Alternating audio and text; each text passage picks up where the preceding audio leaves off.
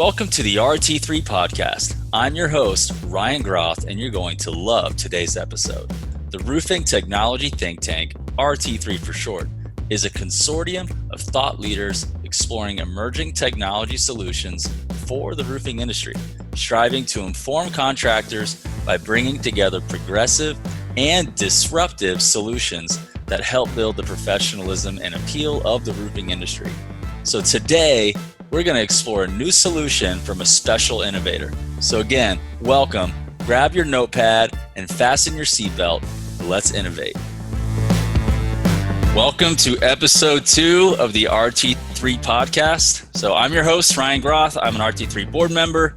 I'm also the founder of Sales Transformation Group. And what we do is we train and coach and consult companies in the construction industry to improve high performance and make things more predictable. And we have an awesome guest today on episode number 2. His name is Charles Antis, CEO of Antis Roofing Waterproofing out of Irvine, California. What's going on, Charles? I'm just sitting here on the edge of my desk trying to figure out how I'm going to make this comfortable and sexy at the same time. All right. Well, you're already pulling that off. So keep it going. So we're really excited to have you on. For those of you listening right now, Charles, as I make him an introduction for him, he's got a 30-year company out of Irvine, California. They specialize in the HOA market. They do service repairs. They have a great service business, and they have an incredible re-roof business as well. And they are just, in my opinion, one of the apex predators down there. But they do it in a fun way where they're crushing everybody around them and they're beating everybody, but they're making you laugh and smile all at the same time. And they do it in such a unique way. And I think anybody who's in the industry who's paid attention to Charles and what he and his team are doing, they're realizing how innovative this company really is, not just with things like technology, but just how they're approaching their marketplace and how they're branding themselves. And so all of this has been inside the mind and in between the ears of Charles Antis, who I'm really excited to pick his brain and to share with you as listeners what you can do and why you should do some of the adaptive, innovative things with your brand and positioning as Charles has with Antis. And so this is going to be pretty actionable, hopefully, and some great takeaways, but more importantly, help you make some major changes going into the future. So I'm going to ask you a few questions, but first, Charles, why don't you make a quick introduction? Tell us about yourself for those who have no idea who you are in the roofing industry and need to get to know you. This is the time to do it. So let's hear from you just a little bit about yourself. Okay, thank you, Ryan. Hey, it's a pleasure to be on your show. I'm a big fan of you. I've watched you come from out of nowhere a few years ago and just said with a vision to do something great in the industry, and now you're doing it, and I'm really proud of you, and I love collaborating with you. And I love that we get to do this podcast together. This is just so good with our awesome hair that matches. Yeah, it's the matching hair. Yep. I've learned about hair from you. So let's get back to work. I'm sorry that we're going off already, but I knew we'd have fun with this. But I started my business 30 years ago, and I got to tell you, Ryan, when I started my business, I didn't start my business because I thought I had a good business plan. I started my business because, like a lot of the listeners out there, I had a skill. I could repair what leaked in your home. And I needed the work. The company I was working for didn't have enough. And so I just put out a shingle, like, I'm going to get some work out of this. I can solve a leak for free. Then you'll know that I'm good at it. And then you'll give us some work. And that is how I started my business. And I got enough work and got enough calls just to pay the bills. And I eventually learned how to be a great roofer. But that's how I started in the roofing business. I had the ability to do labor. My father taught me to work hard, and I landed in California, and I needed a job, and roofing was the only job that I found. And I started my company because there was not enough work.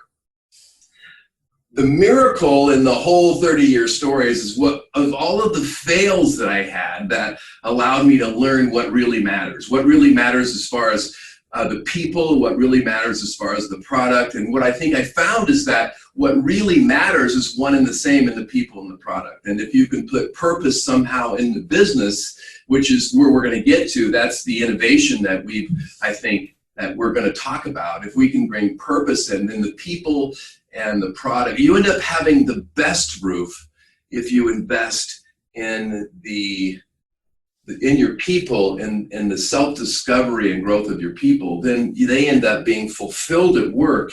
And then you get into a state where the performance is the very top. And we use the expression at Antis saying that every nail matters. And so that's kind of where we've ended up becoming this company where everything matters and everything is intentional, which is weird speak kind of, but it's not just about getting paid to put on a roof. It's about existing to keep families safe and dry, and everyone here knowing why we exist. And that's kind of the evolution of the innovation of purpose and where we're at now with Antis. I don't know where I was going with that. I kind of swam around and came back. So good luck. No worries. So, the typical listener for the RT3 podcast is going to be a contractor or somebody in the industry who's just getting started, or they've been around for a long time. They're growth minded. They're looking for innovation and ways for them to take their business to the next level. And one of those ways is brand positioning and culture. And people, they hear about it, but a lot of contractors or folks are like, I don't even know where to start.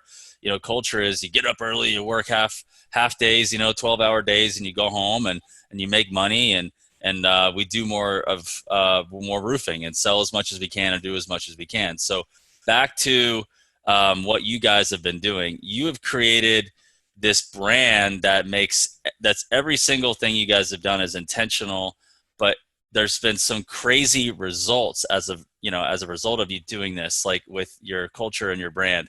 So I want to hear what have been some of the outcomes, like with some numbers or even some things you've been able to accomplish with your brand. And then I want to kind of dig into that. So for example, what are you guys, giving back to? Because for those of you who don't know yet, we're getting into this. It's social responsibility and making a difference in the community. So what have you guys been able to do with your brand, and how has it affected your employees? Give some folks here some of those examples of some of your brand and cultural innovations. That's a good idea, because I'm skirting around and not jumping right in. So we're a small company. We're a $20 million company. So we're respectable in size, but small for the area. We do not dominate the West Coast. We're down in Southern California. Yet we have this influence and the way business is performed in Southern California, and we're looked to by other businesses, not just inside the roofing industry, but industry in large, as a spokesperson for how business should be ran. And so for a $20 million company, some examples are we give away 20,000 seats, annual seats at the hockey game, 4 whole sections a game at the Anaheim Ducks, to 100 different nonprofits who otherwise couldn't go to the game.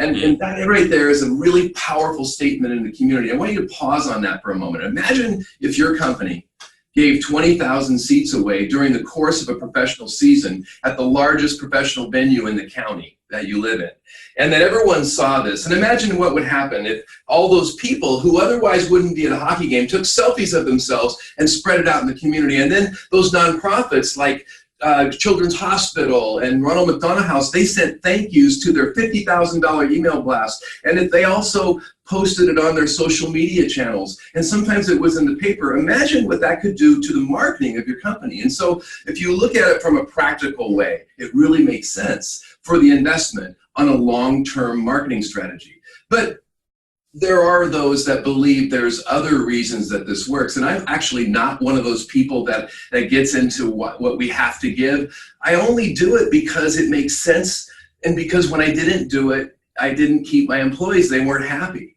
And so my point being is we have this big impact in giving away these hockey seats. We get a lot of press. I mean, and again, I'm not bragging, but we're trying to frame this right now. And over the holidays, we're just over the Thanksgiving weekend, Antis Roofing, for a $20 million company, has had about 7 stories hit, national and local magazines and newspapers. And what is that worth? And so that's a huge thing. And one of the stories that is often talked about is our influence and my personal influence on the National Roofing Contractors Association's Roofing Alliance decision to partner with Ronald McDonald House, of which I'm a local board member.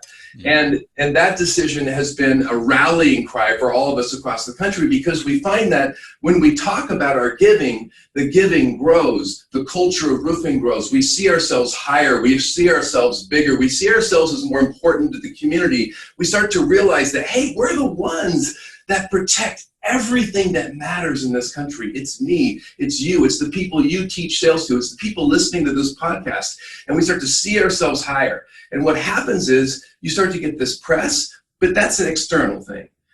Internally, what you start to get is this pride, not a false pride, not a I'm going to beat you up, but a pride that says, I can take care of you, and I do, and I will. And there is something that's powerful that's happening right now. We have a lot of other examples of big things happening that I could get into, but the give matters right now more than it ever has, because people look to brands that have something that they can align with. And people can align with roofing companies that show that they exist to keep families and things safe and dry. People can align with that because that's back to our basic human needs of food, of shelter, survival. We aspire, we naturally, our animal brains actually align with people even more than our cognitive brains do. When you know that you do something good for me, like if we both believe that it's unimaginable to ignore sick children, and you notice that our company donates a lot to Ronald McDonald House, then you can't help it yourself but to trust me and like me. And that's what the science of social responsibility shows. And so that's what we've learned by doing it and not doing it. But the other reason why it's important to do, Ryan, I know I'm bouncing again, is it's the retention factor. We're in an industry where there's over a 50% attrition, where people just float. Imagine if your labor's stuck. And when your labor stays, when you can hold a 90% retention rate, which Antis has for the last 2 years, every nail does matter. When purpose is factored into the equation, those 30-year shingles last 30 years because the nail is driven exactly where it's supposed to be. There's a powerful Reed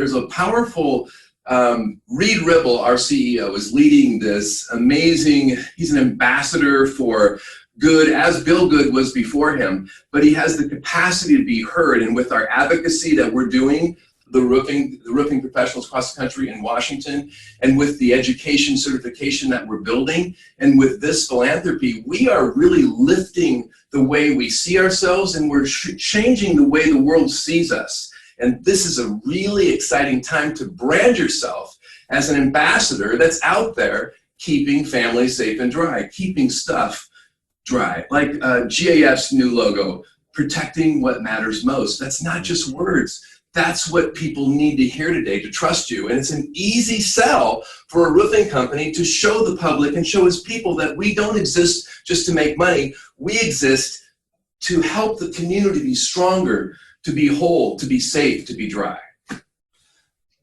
Thanks, Charles. That was incredible. So what's happening right now with your type of trailblazing and in the county you're working in is people see Antis Roofing, and they don't say, oh, they're just a bunch of roofers. They don't see that, right? That's changed.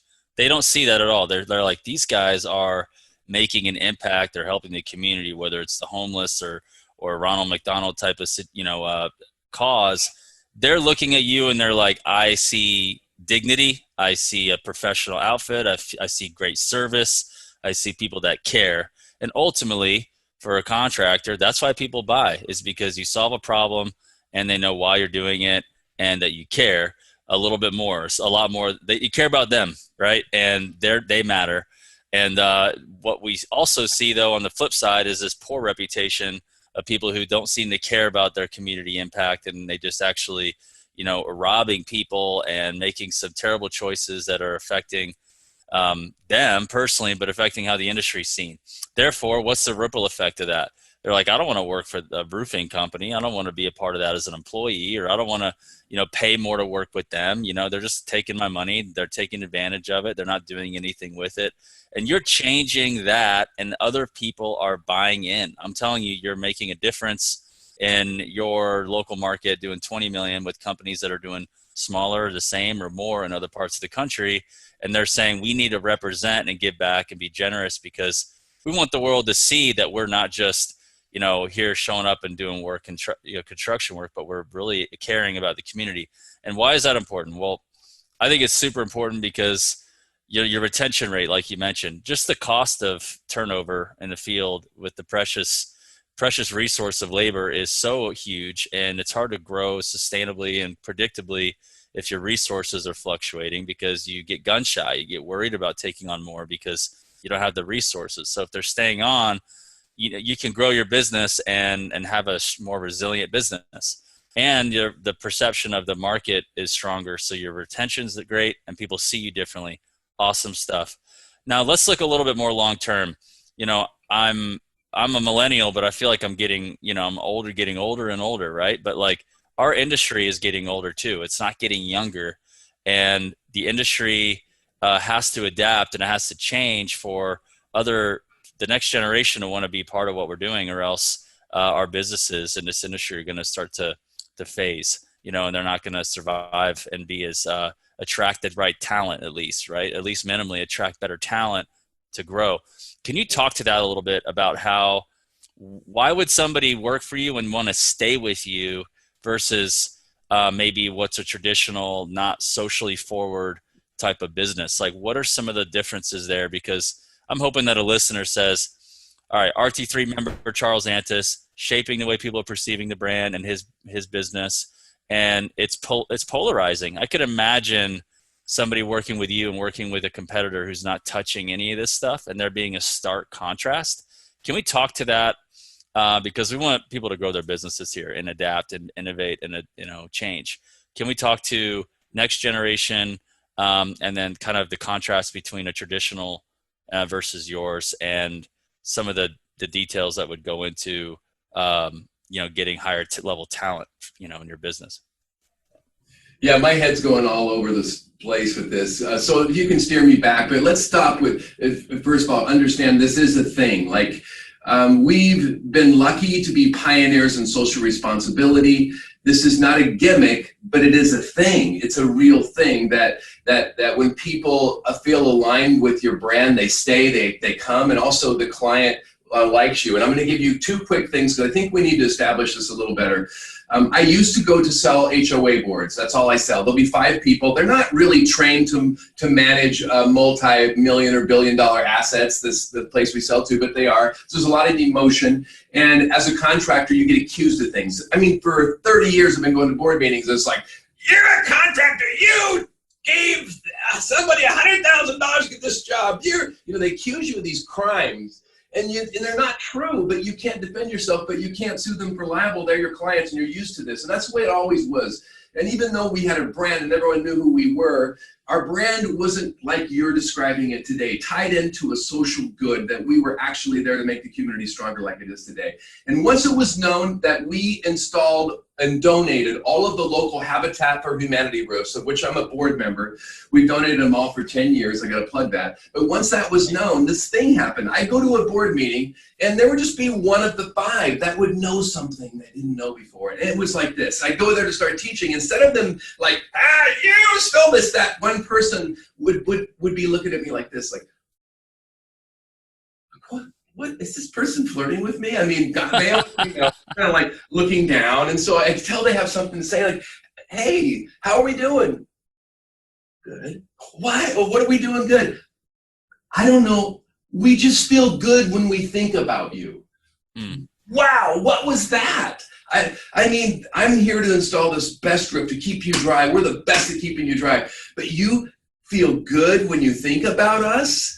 And at first, I didn't know where to put that. And then I realized what that was. That's the thing that you want most of all. That's alignment. That's what alignment felt like the first time. Another quick example. This is something I saw that changed my mind, that allowed me to jump into this 10 years ago and start talking about the good that you do. Because it's hard to talk about the good that you do. It feels like you're going to get snake bit. It feels wrong. But if you don't talk about it, how does it grow? And that's why the roofing industry is talking about it today. But I saw this video that really changed my life, and it was a social experiment done by Purdue, and I don't know who did it. It might not have been Purdue, but a college. And they went into a coffee shop in New York City, and they had actors play the baristas, and they told the actors to the group that will be testing this coffee shop, they said, serve them the wrong order, serve them cold coffee, and or call them by the wrong name. 2 of those 3 things. And so the group came in and they tried this new coffee shop, after which they were surveyed. And everybody said, how do you like the coffee shop? Would you recommend it to your friend? And they said, be honest in your answer. And everyone said, this was the worst coffee. They called me by the wrong name. They gave me the wrong order. And it was just a disaster. And they absolutely, no. The same actors did the exact same performance to the next group. But before the actors started, the new group came in, the group was told that this barista shop and these people donate their time to the local Habitat Authority to keep families safe and dry. This is what they were told. They did the same thing. They served them cold coffee, called them by the wrong name, gave them the wrong order, and afterwards they said, how was it? Would you recommend it to a friend? And these people, this is what they said. You'll never guess what happened. They called me by the wrong name. The coffee was a little cold. Would you recommend it to a friend? Yes. They all said yes. And they weren't playing a game like, well, because they're good. Their brains felt it, experienced it differently. And the woman said to me, we just feel good when we think about you. That is what you need to be today to thrive. And when you can build your brand in the community that people know why you exist and it's real, then they allow you to exist in a time when things feel so transactional, more so in our lifetimes. In my lifetime, I'm a little older than you. I mean, I grew up in this super secure place where messaging was messaging, and now I'm seeing such bouncy things coming back and forth. This is real. It touches all sides of any aisle. It's real. It's keeping families safe and dry. People relate to that. If you can show that, people relate to that. Wow. So I'm sitting cross-legged on my desk now. I haven't sat cross-legged in years, so this is interesting. With by the way, my Ronald McDonald socks on. There you go. I love those. I believe in branding. I mentioned earlier that should be the suit lapel for the Antis and Doug's Community Corner where we give away the 20,000 seats. So I believe in talking about the good that you do because we live in a world today that people need to see what's real. Don't talk about it if you're not really doing it, but if you're living it every week, if your people are living it with you, if you can find a way to make it real, then that is how your people stay, and that's how you stay up. That's how you keep up with technology. In a super adaptive world, when there's a 60% attrition rate, how can you keep up with technology? But if you keep your people, you can really maneuver. And let me tell you how maneuverable you have to be, and you'll get this, and this is great for this podcast. I'm directionally correct, but a little bit off. But the reason we need to be adaptive and the reason we need to keep our people is 60% of the jobs that we will work at in 10 to 15 years, they haven't even been invented yet. We are moving into a world that baby boomers could have never thought possible. Your generation's a little bit used to it. You grew up innovative. And when I was young, Ryan, I mean, it was like the only innovation I remember for 20 years was when the phone went from rotary to push button. That was a big deal. And now we have major accomplishments, 1,000 times that daily. So this is how you keep your talent to stay focused on the innovations that certainly are to come in this super adaptive market like roofing. Really good. Yeah, because if they're not bought into what you're doing and they don't feel good about what they're doing, there's not purpose behind it, and all of a sudden you change your job description and add a task, they may check out or leave or but whenever there's that feel-good environment that's authentic and real that you talk about, that they got to live behind and fulfill to grow the company and fulfill their job. You ask them to do something, they're going to do it. I love it. There's a lot of newness to what you're talking about and what you're living out and what you're creating that a lot of folks are probably like, man, I'm a little hesitant. I don't want to start talking about all my giving and start talking about this. That feels like I'm supposed to keep it a secret. However, if you don't talk about it, no one's going to know. No one in the board meeting is going to say that is the biggest. So I'm an ambassador for this in the roofing industry. I think that's my biggest role on the board, is to be a constant ambassador for this. And I can't tell you how many times I've told the story of what over 200 companies have risen their hands and said, we will volunteer our resources to keep all the families safe and dry at the 164 Ronald McDonald houses across the country. And I lost my story again. I was thinking of another one. Where was I going with this? Where were we going before? Maybe we've back. Ryan? I was talking about it. And if you don't talk about it, most people are like, I don't need. Yes, thank you. So there's this common thread that comes back where there'll be a roofer in Texas or Florida that says, well, Charles, I'm going to give that roof, but by God, we're not going to talk about it. And that's and I've heard this so many times, but I've got the perfect defense that I come back with, and it always works. And that is, John, if we don't talk about it, and that's not a reference to any John, don't think I'm talking about anybody specific, but hey, if we don't talk about it, then how does it grow? And you know what? They've all listened and they said, yeah, you're right. But I grew up at a time that it's almost like you're cursed. Don't what the left hand, don't what the right hand's doing. But it's a really important time to talk about it. It's never been more important because people are craving this in our society. There was something else you touched on that I wanted to get back to, but I suppose we'll swim back to it. Oh, one thing I want to say is you have to copy this. And I copied Coca-Cola. Coca-Cola's led branding in a long time, and they've led in social responsibility in a lot of ways, and so I've copied them. So I recommend that you do this. Just Google Antis Roofing or Google Charles Antis and follow some of the social media stuff. And what the reason I want you to follow it is I want you to see how it sounds, because I'm speaking in a socially forward way, not smarter than. No, it's basically assuming we're living in a more social society where businesses care about the consumer. This resonates really good in Southern California. I don't think my brand resonates as good in some parts of Texas, better in Houston than in Dallas. And that's just a guess. I'm not saying that. Not as good in some parts of Florida. Maybe a little bit better in Atlanta, where you've got some big brands that bring some social forward stuff. But my point is, it is socially forward. This is the way it's going to be everywhere. And I've been betting on those experts that say this for 10 years. And so it's a really good, cozy place to be when people know why you exist. It's a cozy place to work when you look around you and you can see all around you the messaging of why you work here. So it's never been more important than today. I think I lost what I was going to say with that, but I need to drink coffee anyway. So some practical steps as we step away and wrap up this awesome interview with the RT3 podcast. How does a roofing company start this process and begin this momentum building? You're years into this now, and you're like, not only that, but your personality is very enthusiastic, inspirational. You pick up the vibes of people. Some of these guys you and I know are amazing business owners and tradesmen, but they're not necessarily one for the limelight, right? That's just not their personality. So there's a lot of momentum that needs to begin. So give the listener a couple of steps to begin opening up that innovative jar in their brand and their why, so that they can begin this process and start changing the perception of their brand with their employees and with their clients and with the industry, and raise this bar, because we have to. The industry needs to adapt. We need younger people to want to be stoked on our industry, or else we're going to feel those consequences. I love what you guys are doing. You're doing it right. Give somebody not in Southern California, maybe in the Midwest or in the Mid-Atlantic, and they're just like, where do I start? Why? Give me some steps, and then that'll get them thinking. Okay, good.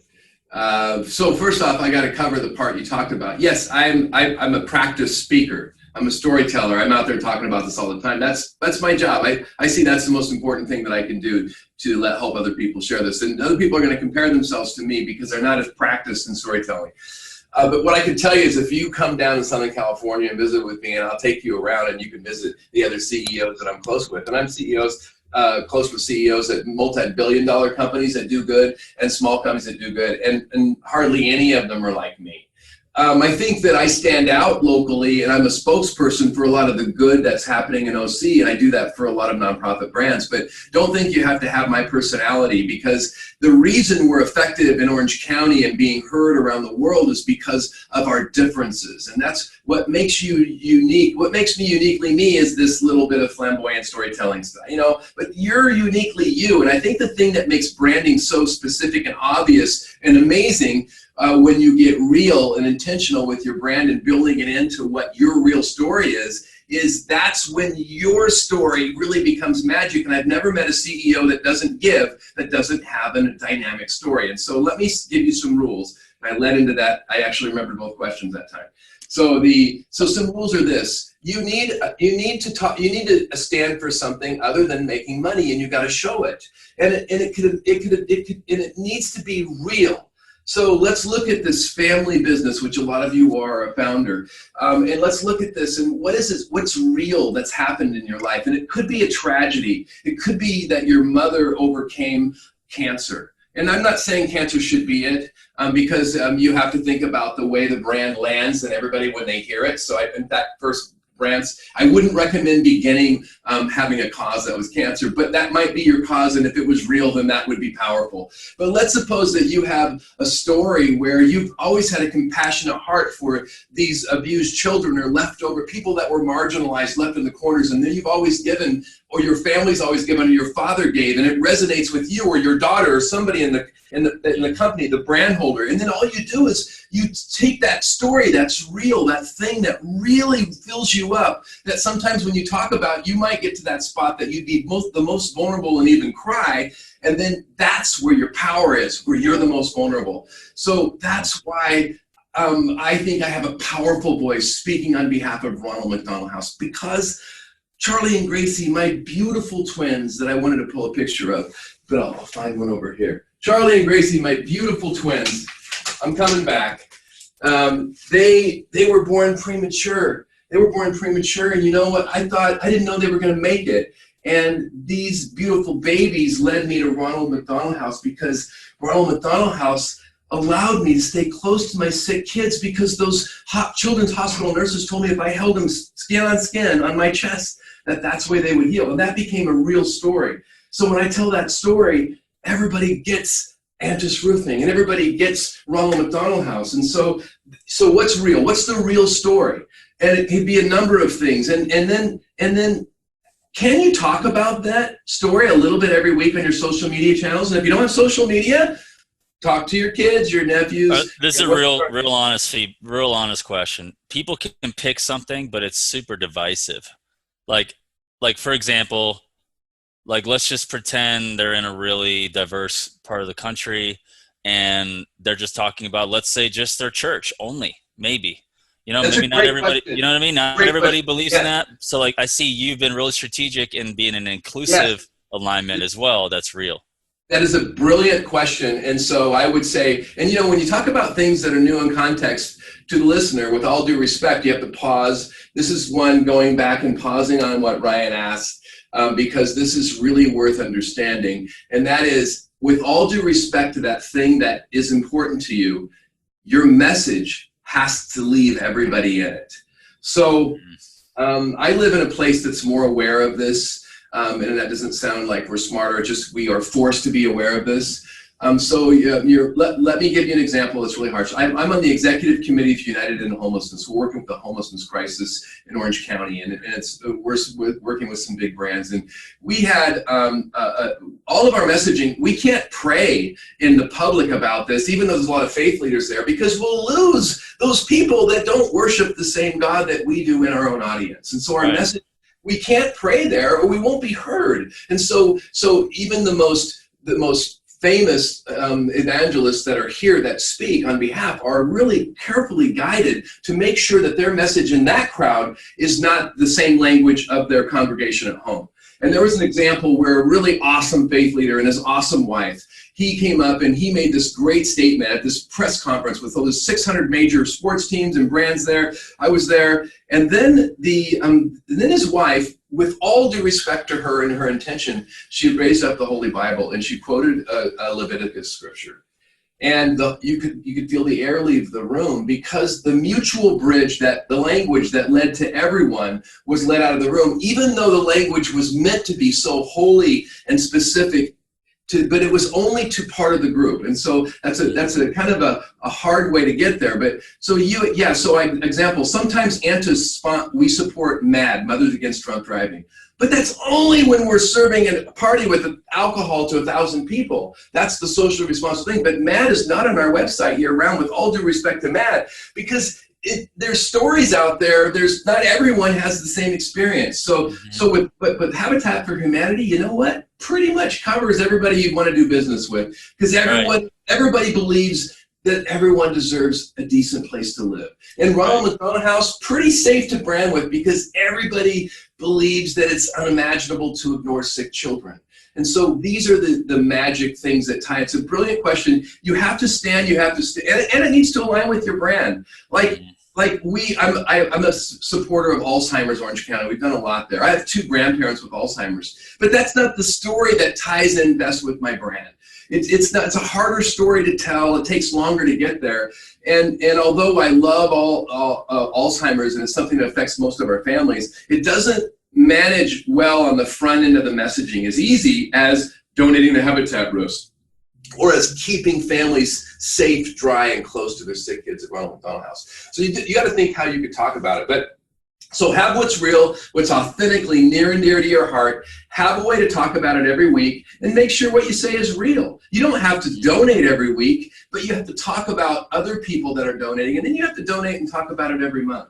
And if you do those things, your language starts to be developed and it becomes magical. And then you come to work, and work's not like this drudgery like mine used to be some days. I come to work and I feel like today I'm going to lift and inspire people. I'm going to change the world. I mean, that's how I begin my day. And I come in the office and I'm seeing, I got 30 techs here. They're all doing leaks. We had an inch of rain. I was gone. We had over an inch of rain when I was gone with my family in the mountains. And these guys were up on the roofs protecting what matters. I mean, I love these guys. These guys are incredible. So we just have like this way we resonate what's real. You know, I'm telling, you've probably heard me before we started this podcast. Hey guys, be safe. I mean, being safe, and it makes them smile because they know that I mean that. It's not like that wink, like be safe, but I know you can't possibly be safe and us make money. It's like, no, it's be safe. We have expression, safety before profit. And, it's critical but everything becomes purposeful and intentional. And then people, because we have a language that speaks to everybody internally and externally. It works in the brand. We get liked by, and I gotta say one thing. This brand like we do definitely works better if you're in California on the West Coast, a few other pockets. But I can tell you this, we're a great target for you in your market to look at some of the things that you could do and experiment with.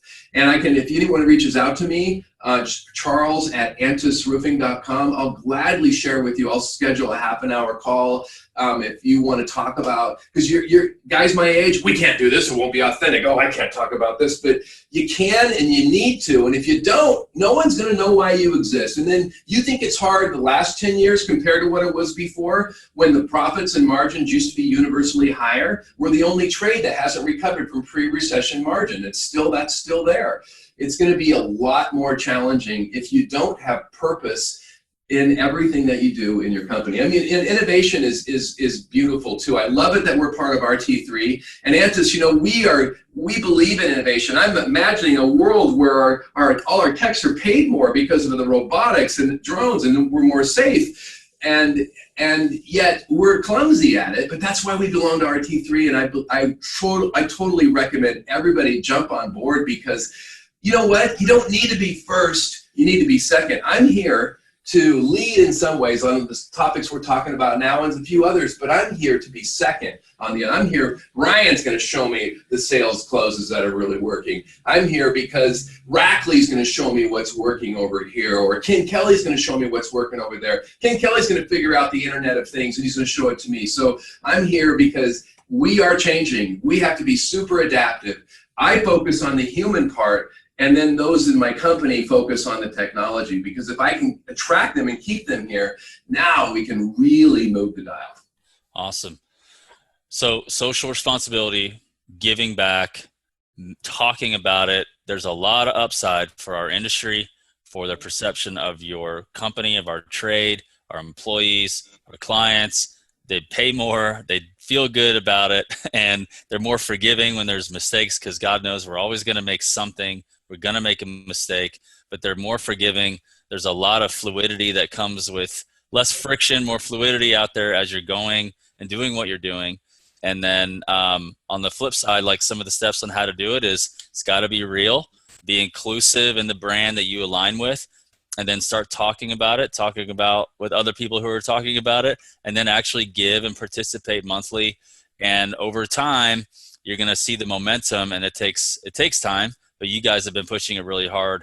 You've been a great example. And so those who are paying attention, go to Charles, email him, ask him questions, follow him on LinkedIn. He's incredible. Follow their social media on Facebook and LinkedIn, and start taking some action in a way that feels right for you, that's authentic for you. And I guarantee you, when it's time to add this new system or do this or do that or make this change and be adaptable and nimble, that your team is going to be on board. They're not going to be kicking and screaming because they know why you exist. They know why you guys do what you do.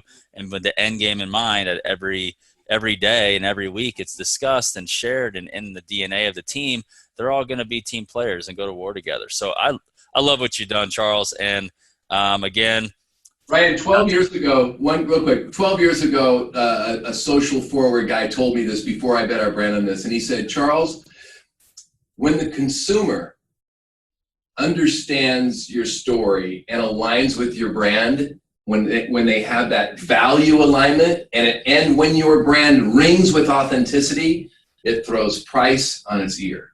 Wow. Because the value, and I didn't believe that, but I've lived that, because I've always competed against renegade companies sometimes, in the roofing industry, that are paying their cash labor and they're under our cost.